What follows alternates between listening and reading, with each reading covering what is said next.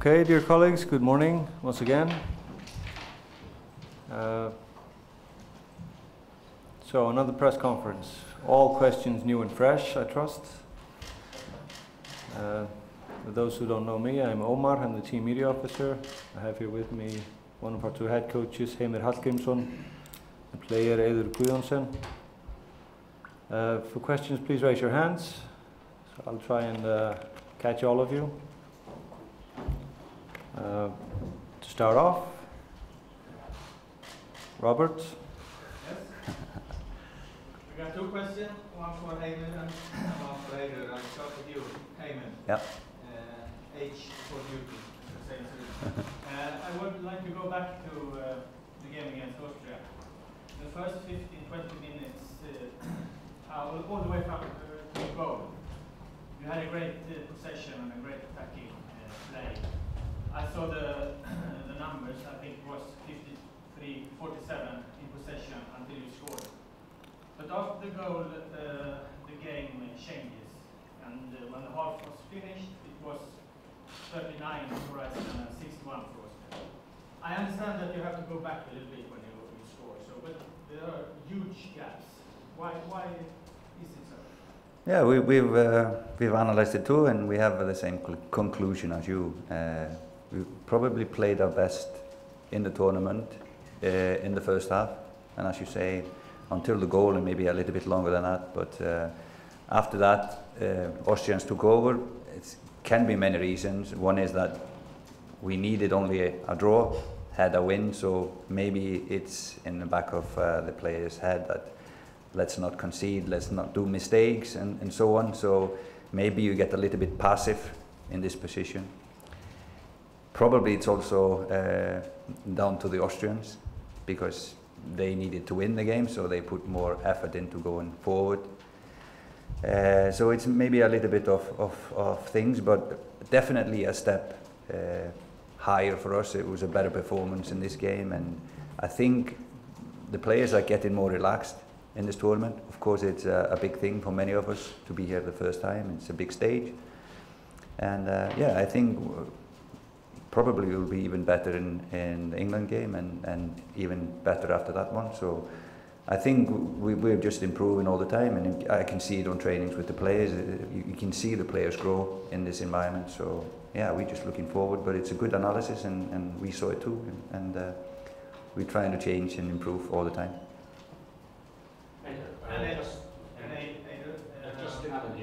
Sorry, follow up.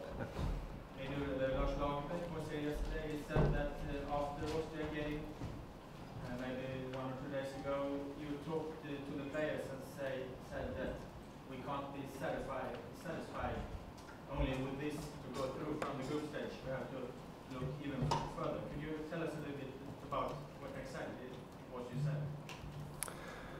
Yeah, it's all a little bit exaggerated, I think. We woke up very happy after the Austria game. We were all very happy with the situation that we were in. And I basically asked the players and asked myself if we were happy and had reached our goal, or do we have more in us to go further? Can we challenge ourselves not just to be satisfied by being here, by qualifying from the group stage? Can we find within ourselves to give more effort, bring even more energy into the games to go even further? It was nothing more than that. Okay, in the back. Hi, Justin Allen here from The Sun. How excited are you to be facing England? And do you feel extra responsibility because of your vast knowledge of English football? No, I'm excited. I'm delighted to be here, like everyone else, in the Iceland squad. To be facing England for us, I think it's fair to say it is a little bit special, because English football has had a huge influence on Icelandic football, and from whenever or from when we grew up, and for generations, everyone in Iceland has supported a team in English football. So we feel a big connection to England in footballing terms. But I think the excitement lies more in the fact that we're in the last 16 rather than who we are facing. Yes. I have a question for Jim White from the Telegraph. You've won the league in England, won in Spain, won in Champions League. Can you tell us what a victory over England, how that would stand in your list of achievements? It's difficult to say. I've tried to explain that when we win for Iceland, and back in the day it used to be the odd game when we won, it was that little bit more special than just a normal victory for your club.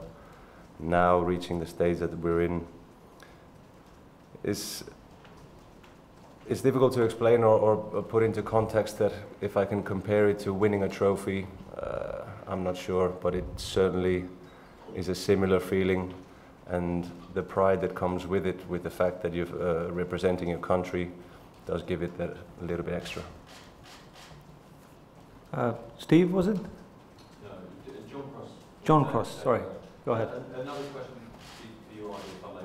Can you just talk about sort of your time in England, what you gained from English football? Was your time at Chelsea and everything you won there and the success you had there arguably the best time of your domestic club career? Yes, I think it's fair to say that there's about two clubs in England that have been more or are more to me than just football clubs. They are something, and it's Bolton Wanderers and Chelsea. They're not just ex-clubs, they're clubs that I have feelings for. I have love for those clubs because of my time there. Of course, Chelsea had that little bit extra where it was my first real taste of success. And it's a time that I cherish, and Chelsea will always be my #1 club in football. I had a lovely experience in Barcelona, but I think the role that I played in Chelsea and the success that I had there was probably the best time so far. If we So put it that way. far. When you played there, you played with this amazing core of England players. I mean, most of them obviously have kind of moved on or sort of left now. But any of those sort of English lads, very English lads, been in touch about this game with you? Are you still playing with some of them? Not really. The strange thing about football is you spend time together for over a certain amount of years on a day-to-day basis, but then people go their separate ways and you lose touch a little bit. I think it's only Frank Lampard who sent me a text laughing at the fact that we were facing England. In what sense, I don't really know. Yes, at the back. I'm Patrick from Swedish TV4, Professor Gregor. Would you, in any way, could you describe how huge this match is, not only for you, but also for your country? Describe it. I think for the last 2 years we have said before every single international that we've played that this is the biggest game in our footballing history.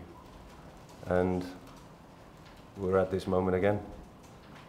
It's, yeah, that's it. The biggest game in footballing history for Iceland. Yes. Czech Radio. Right information. There's a presidential election in Iceland today. So I'd like to know if you have opportunity to vote from here, how it's organized, and if you find it useful or important for you. Maybe you say that. Maybe say that'd be good. Yeah. We voted yesterday, day before yesterday. So it was organized by the embassy in Geneva. So everybody had a chance to vote, and yes, of course, it's always important to be a part of electing your president. Even though it's not a big role, maybe in Iceland, to be a president, it's not as in many other countries, but yeah, we elected our president. Did you vote for Lagerbäck? He wasn't in the election. I'm sure somebody wrote his name down anyways. Yes? Hi, Craig Rowe from the Daily Mail. So a question for both of you. Can you beat England? Do you believe you can beat England, and if so, how? Yeah, we've shown in the past that we can beat good football nations. We beat Holland twice, Turkey, Czech Republic. In Austria in the last game, and like I said, we've been improving. We've shown we can beat anyone on a good day. But we are also realistic, and yeah, we know that even though we have our best game of our lives, we can still lose against nations like England. So we are realistic, but of course we think we can beat them. Yeah, everything what Heimir said. It's in football, anything is possible. We know we are realistic about the situation. We know that we're the underdog. We have shown why we're here, how we arrived here, and we're going to do everything that we can to stay here. Will you enjoy sending text to Frank Lampard if that? Yeah, I don't know. I haven't thought about it. It's not about, you know, how you can brag or show afterwards. I don't know if you want to call it disrespectful. We're going to play our game. We're going to give everything that we have. And if it takes us one round further, it will be a very proud moment. If it doesn't, then I hope England go on to win it. A couple of Q&A in Icelandic, so bear with us. Thank you.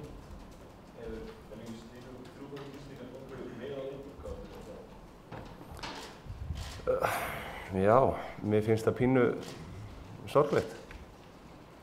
Með við áhugan sem búinn að myndast hjá íslensku þjóðinni, með við stemningunum sem við Íslendingar höfum myndað á leikjunum, þá finnst mér það bara dálítið erfiður biti að kyngja. Ekki. Með hvað hugarfara þínum mati eftir leikina nálgast í leikina? Það draumar rætast þegar ykkur alltaf að spila á England og stórmóti, en hvernig hugarfari er á bæðið? Ég held að bara með sama hugarfari við höfum alltaf gert. Ég ekkert vissum að það sé eitthvað endilega draumar rætast hjá öllum að spila við Englendinga sérstaklega á stórmóti. Ég held að við séum bara að uppfylla draum að spila á stórmóti, og því lengra sem við förum, því erfiðari verður andstæðingurinn.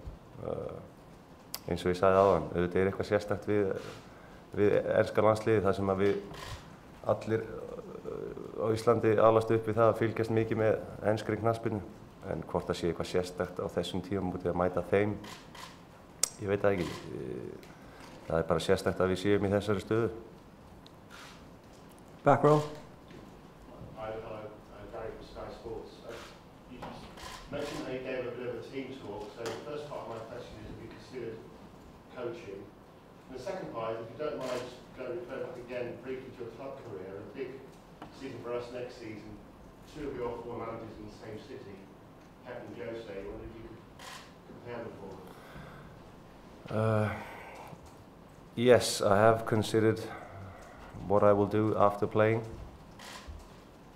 and going into coaching is a possibility. And to keep it short, to have Mourinho and Guardiola in the same league in the Premiership next year is very exciting. But with all honesty, I'd like to concentrate on what we're doing here. Just one word to describe each of them and what difference they have, maybe? I think you can ask me when this tournament's finished. I'll promise to comment on that then. John. Thank you. I was just going to ask you a little bit more about that meeting that Lars Lagerbäck referred to yesterday. In it, he did sort of touch upon that maybe one attacking ambition. Is that something that you feel that Iceland can do and maybe exploit England's defence a little bit? That's not how I read into those comments. Those are your words. To win football matches, you always have to score a goal, but you always have to realize what your strengths are as a team. And I think we play to our strengths. To ask us to go all-out attack would not be respecting the strength that we have in the team. Hörður?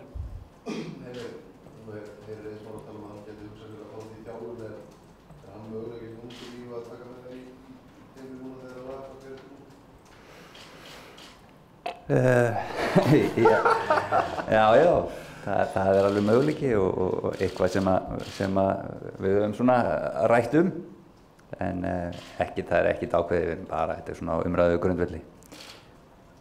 Það eins og þú heyrir, það mikill áhugi á honum, mikil eftirspurn.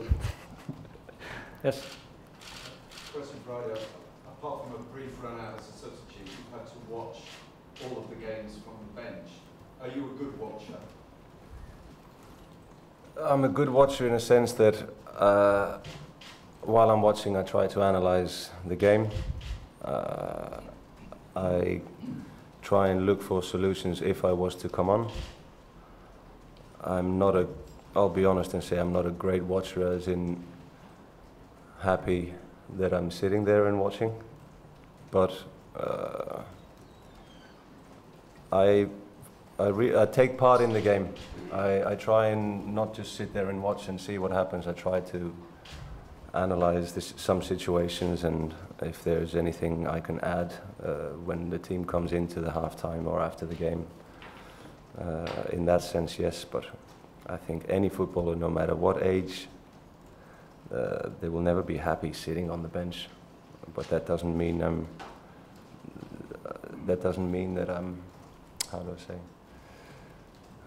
unhappy with the role that I've played.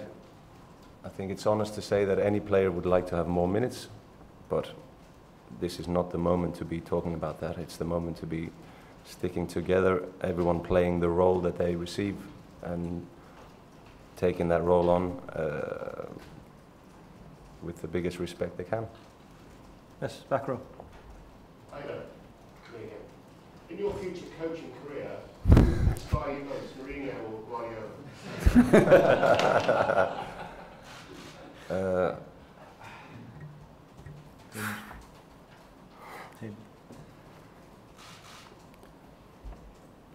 Why only those two? I've had the pleasure of working with some amazing coaches and managers, and I think as a player you take something out of each manager that you've worked with. And it's funny that you shouldn't mention Ranieri, because I had Ranieri and he just won the Premier League. So I've worked with some amazing coaches, and they've all in a certain way played a big part in my career. Even the ones that I'm not so fond of, I've learned things from. So it's not only about those two. Haukur.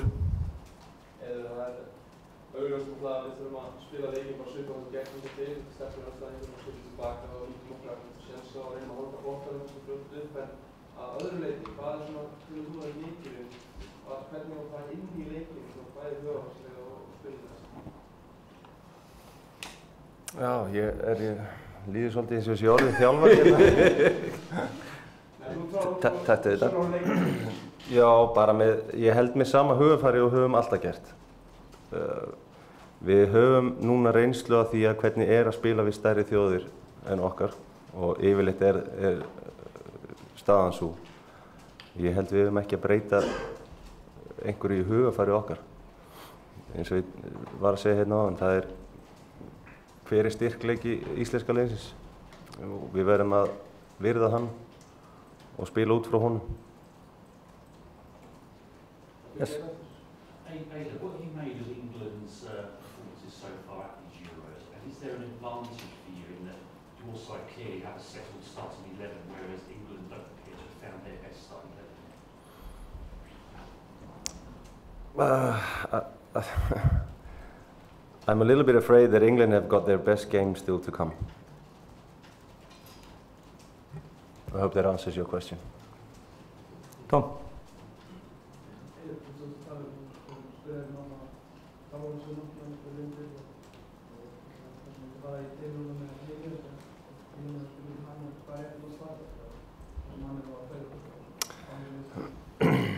Ég bara stutt. Lars Lagerbäck mjög ofarlega á þeim lista. Ég held að það sem hann hefur gert og Heimir, það sem þeir tveir saman hafa gert fyrir íslenska knattspyrnu og landslið okkar að koma fram í dag, það sem við erum að fá að njóta hér sem þjóð.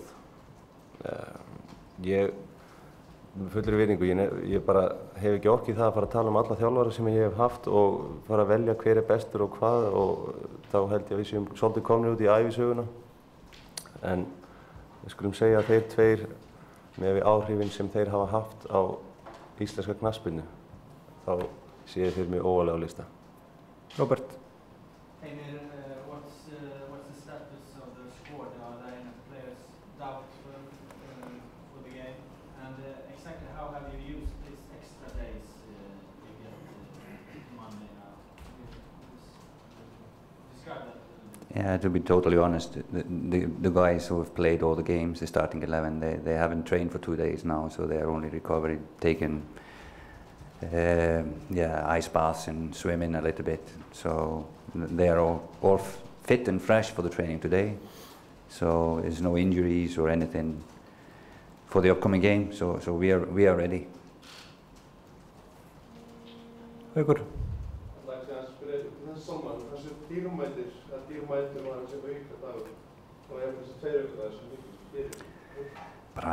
Þeir voru ótrúlega mikilvægir fyrir okkur, eins og ég segi. Við erum búin að vera með sama byrjunarlið í 3 leikjum og allt verið erfiðir leikir, mikil vinnusemi í liðinu og þegar eru bara 3 dagar á milli leikja þá nærðu þeir nánast aldrei 100% upp, þannig að orkubyrðirnar eru alltaf að minnka. Við vonumst til að þær séu orðnar fullhlaðnar í dag og á morgun, þannig að menn verði fullir orku þegar við förum í þennan stóra leik fyrir okkur.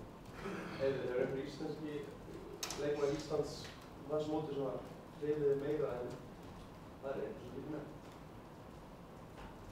Nei. Ekki meira en aðrir, en allir jafn mikið. Yes, go ahead. Question for Egor.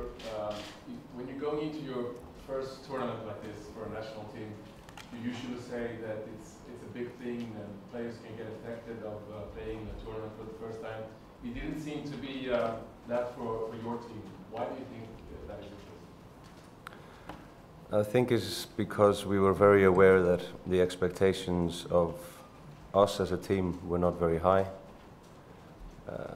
And we know our own strengths and qualities maybe a little bit better than the rest of the world. So the belief in ourselves was probably higher than what others believed in us. Plus the fact that we've got, in my opinion, a character in this team, a togetherness that is unmatched and that I have not experienced before in my 20 years with the Icelandic national team. And when you have that, it can take you very far. Right, we'll take 2 more questions. Eiríkur? Þjóðin á það með búsið 170 þegar lokavinnina liði Ísland-Austurríki, getur þú eitt með okkur hvernig til er? Hvernig þú völdur síðan álíkinu á sérstaklega lokavinninu? Já, ég var mjög stressaður, ég veit ekki það. Ég svona með við hvernig þetta þróaðist að mér fannst við náttúrulega bara bakka og lám svolítið aftarlega og í rauninni þegar við skorum að þá ég veit það ekki, það mist allir hausinn bara held ég. hvað maður að segja, það var stærsta stundi fyrir okkur alla, ekki bara þá sem voru inn á, held ég bara fyrir okkur öll, fólkið, þessi myndbönd af fólki heima hjá sér og við bröðum bara hjá allir í þjóðinni, ég held við að við upplifum þetta svipaðan hátt. Okay, final question. Staying consistent, same report as yesterday, and remember our rule, best question of the day. Yeah. Question to Eidur. I do apologize today as well. Question to Eidur. Can you say a few words about what Mr. Lagerbäck has put into this team?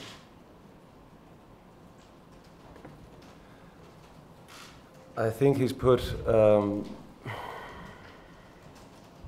first and foremost, an organization on how the team acts outside of the pitch, an organization on how the team plays on the pitch, and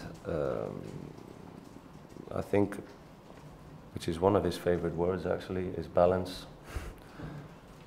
The balance in the team and the squad and from the staff and everyone together